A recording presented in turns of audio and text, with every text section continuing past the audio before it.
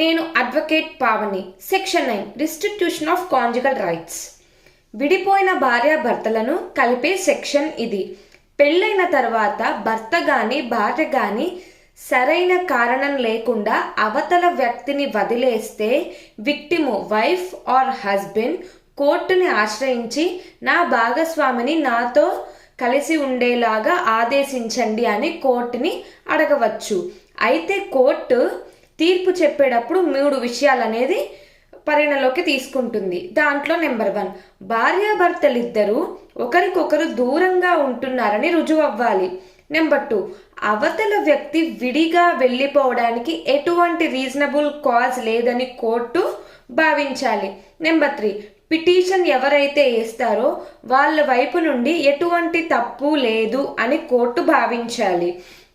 అలాగే మీ భాగస్వామి మిమ్మల్ని వదిలేసి వెళ్ళిపోతే మీరు వెంటనే విడాకులకు అప్లై చేయకుండా section 9 restitution of conjugal rights కింద కాపురాన్ని నిలబెట్టుకోవడానికి ప్రయత్నం చేయండి. దీంట్లో ఉన్న మంచి బెనిఫిట్ ఏంటంటే భార్య ఇంటి నుండి వెళ్ళిపోయి 498A వంటి క్రిమినల్ కేసెస్ ఏమైనా పెట్టకుండా అంటే పెట్టే ముందే మీరు ఈ సెక్షన్ 9 కింద కోర్టులో పిటిషన్ వేస్తే నేను తనని రమ్మంటున్నాను తను రావడం లేదు అని చెప్పి కోర్టులో నిరూపించుకోవచ్చు.